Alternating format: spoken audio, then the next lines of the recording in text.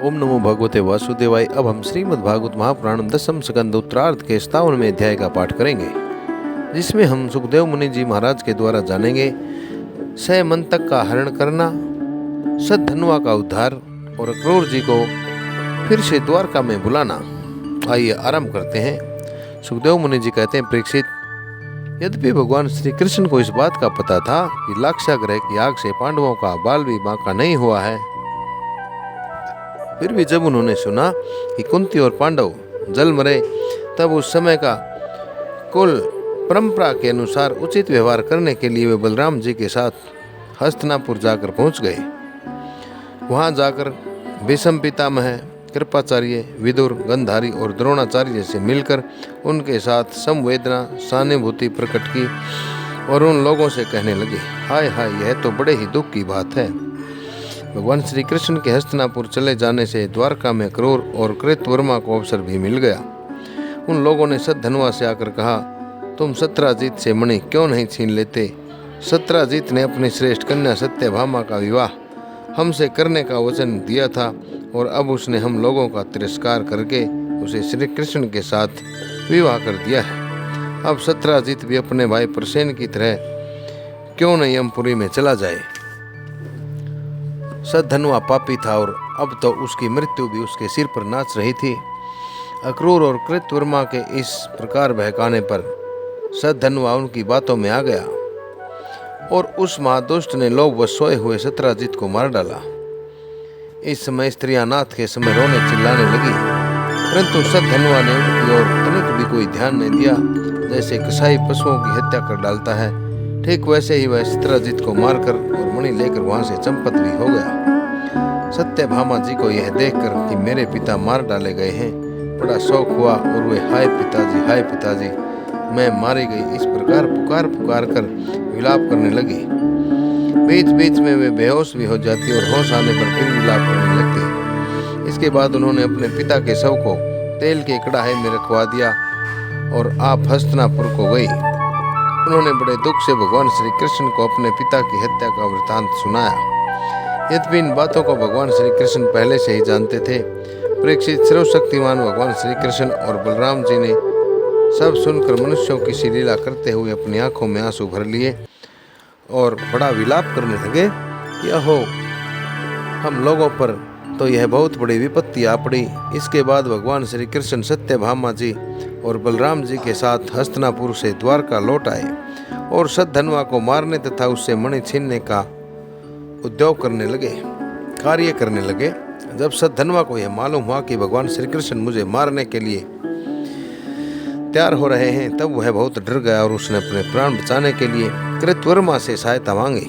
तब कृतवर्मा ने कहा, भगवान श्री कृष्ण और बलराम जी सर्वशक्तिमान ईश्वर हैं, मैं उनका सामना नहीं कर सकता। बोला, ऐसा कौन है जो उनके साथ बैर बांध कर इस लोक और परलोक में सकुशलता के साथ रह सके? तुम जानते ही हो कि कंस उन्हीं से द्वेष के कारण राज्य लक्ष्मी को खो बैठा और अपने अनुयायियों के साथ मारा भी गया। जरासंध जैसे सुरवीर को भी उनके सामने 17 बार मैदान में हारकर बिना रथ के ही अपनी राजधानी में लौट जाना पड़ा। जब कृतवर्मा ने उसे इस प्रकार टका सा जवाब दे दिया, तब सद्धनुआ ने सहायता के लिए अक्रूर जी से प्रार्थना की। उन्होंने कहा, अरे भाई, ऐसा कौन है जो सर्वशक्तिमान भगवान का बल और पौरुष जानकर भी उनसे बैर विरोध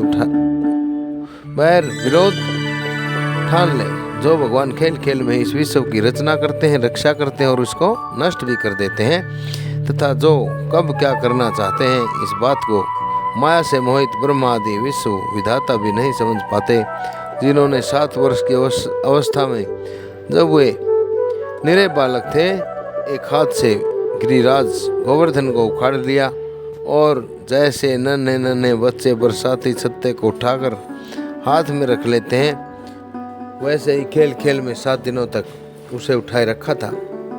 मैं तो उन भगवान श्री कृष्ण को नमस्कार करता हूँ, उनके क्रम बड़े ही अद्भुत हैं, वे अनंत हैं, अनादि हैं, एक रस हैं और आत्म स्वरूप भी हैं।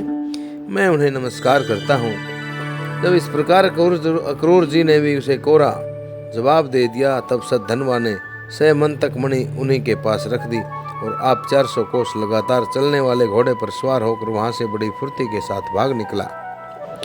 परीक्षित, भगवान श्री कृष्ण और बलराम दोनों भाई अपने उस रथ पर सवार हुए जिस पर गरुड़ चिन्ह से चिन्हित ध्वजा फहरा रही थी और बड़ी तेज गति से घोड़े जुते हुए थे। अब उन्होंने अपने ससुर सत्राजित को मारने वाले सद्धन्वा का पीछा किया। मिथिलापुरी के निकट एक उपवन में एक बगीचे में सद्धन्वा का घोड़ा गिर गया। अब वह उसे छोड़कर पैदल ही भागा। वह अत्यंत भयभीत हो गया था। भगवान श्री कृष्ण भी क्रोध करके उसके पीछे दौड़ पड़े। सद्धन्वा पैदल ही भाग रहा था, इसलिए भगवान ने भी पैदल ही दौड़कर उसे तीक्ष्ण धार वाले चक्र से उसका सिर उतार दिया और उसके वस्त्रों में सहमंतक मणि को ढूंढा, परंतु जब मणि नहीं मिली तब भगवान श्री कृष्ण ने बड़े भाई बलराम जी के पास आकर कहा, हमने सद्धन्वा को व्यर्थ ही मारा है, क्योंकि उसके पास सहमंतक मणि तो है नहीं। बलराम जी ने कहा, इसमें कोई संदेह नहीं है कि सद्धन्वा ने सहमंतक मणि को किसी न किसी के पास रख दिया होगा। अब तुम द्वारका जाओ और उसका पता भी लगाओ। मैं विदेहराज से मिलना चाहता हूँ, क्योंकि वे मेरे बहुत ही प्रिय मित्र हैं। परीक्षित यह कहकर यदुवंश शिरोमणि बलराम जी मिथिला नगरी में पहुँचे। जब मिथिला नरेश ने देखा कि पूजनीय बलराम जी महाराज पधारे हैं, तब उनका हृदय आनंद से भर गया। उन्होंने झटपट अपने आसन से उठकर अनेक सामग्रियों से उनकी पूजा की। इसके बाद भगवान बलराम जी कई वर्षों तक मिथिलापुरी में ही रहे। महात्मा जनक ने बड़े प्रेम और सम्मान से उन्हें रखा। इसके बाद समय पर धृतराष्ट्र के पुत्र दुर्योधन ने बलराम जी से गदा युद्ध की शिक्षा ग्रहण की। अपनी प्रिय सत्यभामा का प्रिय कार्य करने के लिए भगवान श्री कृष्ण द्वारका को लौट आए और उन्होंने यह समाचार सुना दिया कि सद्धन्वा को मार डाला गया है, परंतु सहमंतक मणि उसके पास न मिली। इसके बाद उन्होंने भाई बंधुओं के साथ अपने ससुर सत्राजित की वे सब औदर्वदह क्रियाएं कराई, जिनसे मृतक प्राणी का परलोक सुधर जाता है। अक्रूर और कृतवर्मा ने सद्धन्वा को सत्राजित के वध के लिए उत्तेजित किया था। इसलिए अब उन्होंने सुना कि भगवान श्री कृष्ण ने सद्धन्वा को मार डाला है, तब वे अत्यंत भयभीत होकर द्वारका से भाग खड़े हुए। परीक्षित, कुछ लोग ऐसा मानते हैं कि अक्रूर के द्वारका से चले जाने पर द्वारका वासियों को बहुत प्रकार के अनिष्टों और अरिष्टों का सामना करना पड़ा। दैविक और भौतिक निमित्तों से बार बार वहां के नागरिकों को शारीरिक और मानसिक कष्ट सहना पड़ा। परंतु जो लोग ऐसा कहते हैं वे पहले कही हुई बातों को भूल जाते हैं।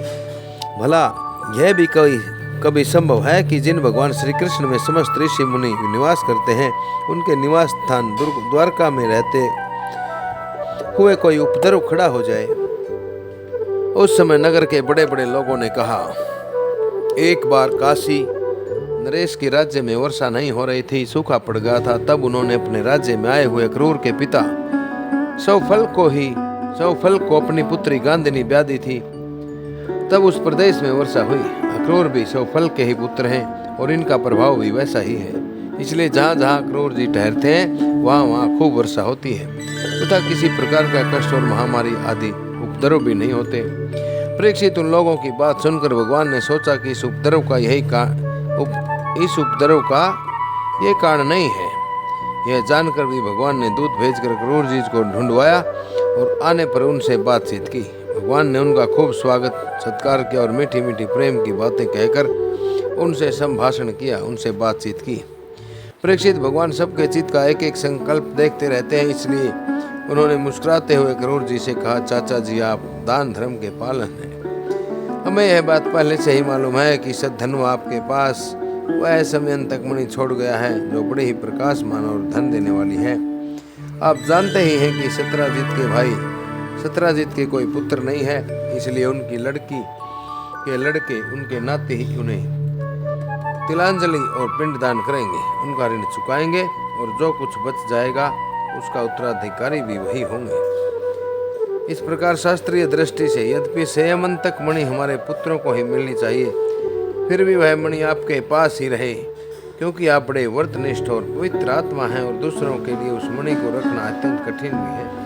परंतु हमारे सामने एक बहुत बड़ी कठिनाई ये आ गई है कि हमारे बड़े भाई बलराम जी मणि के संबंध में मेरी बात का पूरा विश्वास नहीं करते। इसलिए महाभाग्यवान अक्रूर जी, आप वह मणि दिखाकर हमारे इष्ट मित्र बलराम जी, सत्यभामा और जामवती का संदेह दूर कर दीजिए और उनके हृदय में शांति का संचार कीजिए।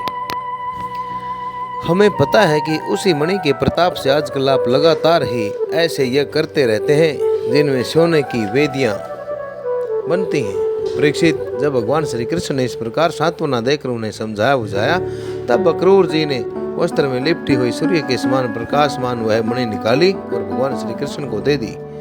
भगवान श्री कृष्ण ने वह संयमंतक मणि अपने जाति भाइयों को दिखाकर अपना कलंक दूर किया और उसे अपने पास रखने में समर्थ होने पर भी पुनः अक्रूर जी को लौटा दिया।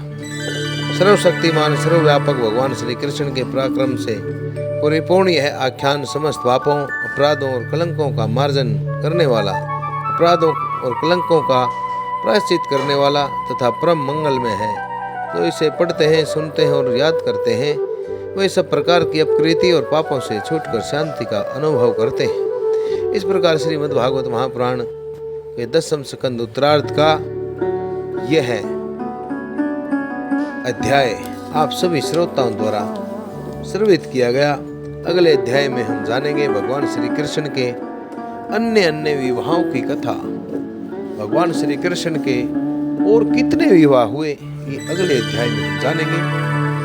कृपा अध्यायों को सुनने के लिए कृपा ओम नमो नारायण चैनल को अवश्य सब्सक्राइब करें। इन्हीं शब्दों के साथ आप सभी को ओम नमो भगवते वासुदेवाय, ओम नमो भगवते वासुदेवाय, ओम नमो भगवते वासुदेवाय।